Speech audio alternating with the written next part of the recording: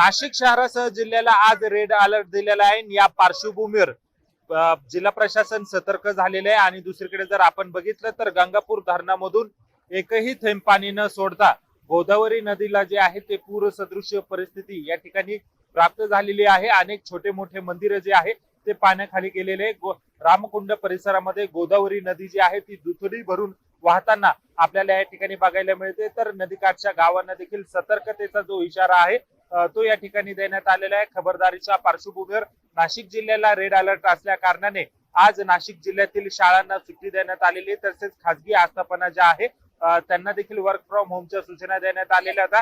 विशेष म्हणजे नाशिकच्या रामकुंड परिसरामध्ये गेल्या 2 ते 3 महिन्यांपासून आगामी सिंहस्थ कुंभमेळ्याचं काम सुरू होतं आणि या पार्श्वभूमीवर गोदावरी नदी जी होती ती कोरडी ठाक होती। मात्र शहरात मध्यरात्रीपासून जो पाऊस सुरू झालेला आहे या पावसाने खर तर गोदावरी नदीला जे आहे ते पूर सदृश परिस्थिती जी आहे ती प्राप्त झालेली। या ठिकाणी गोदावरी नदीमध्ये पाणी जे आहे ते मोठ्या प्रमाणात आलेलं आहे। तर दुतोंड्या मारुतीच्या पायाला पाणी लागलेलं आहे। एकूणच शहरामध्ये होत असलेल्या पावसाने हे सर्व जे पाणी आहे शहरातलं हे गोदावरी नदीमध्ये आलेलं आहे आणि या ठिकाणी नदी जी आहे ती दुतडी भरून वाहताना आपल्याला या ठिकाणी बघायला मिळते। एकूणच नाशिक जिल्ह्याला जो रेड अलर्ट देण्यात आलेला होता या पार्श्वभूमीवर खबरदारीचा उपाय म्हणून खर तर प्रशासन जे आहे ते सतर्क झालेले आहे आणि एनडीआरएफ एसडीआरएफच्या टीम ज्या आहे त्या या ठिकाणी तैनात करण्यात आलेल्या आहे। तर गोदावरी नदीच्या परिसरात जर बघितलं तर या ठिकाणी सुरक्षा रक्षक देखील जे आहे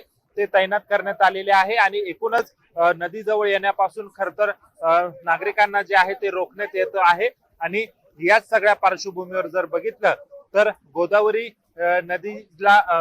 नदीतून जे पाणी येतं ते खर तर गंगापूर धरणामधून येतं। मात्र गंगापूर धरणामधून कुठलाही विसर्ग केलेला नसला तरी या ठिकाणी गोदावरी नदीला जे आहे ते पूर सदृश्य परिस्थिती प्राप्त झालेली आहे। तर गंगापूर धरणाच्या पाणलोट क्षेत्रामध्ये संततधार पाऊस सुरू असल्याने गंगापूर धरणाच्या पाणी पातळीमध्ये देखील वाढ झालेली आहे। 37% इतका पाणीसाठा जो आहे तो या ठिकाणी गंगापूर धरणामध्ये आहे। तर गौतमी गोदावरी धरणामधून 780 क्युसेक पाण्याचा विसर्ग केला जात आहे। तर नांदूर मध्यमेश्वर धरणात तर 3200 क्युसेक पाण्याचा विसर्ग केला जात आहे आणि एकूणच गोदावरी नदीला पूर सदृश्य परिस्थिती प्राप्त झाल्याने गोदाकाठच्या रहिवाशांना जो आहे तो सतर्कतेचा इशारा प्रशासनाच्या वतीने देण्यात आलेला आहे। महेश माले, लोकशाही मराठी, नाशिक। लोकशाही मराठी ऐका, पहा, जागरूक रहा।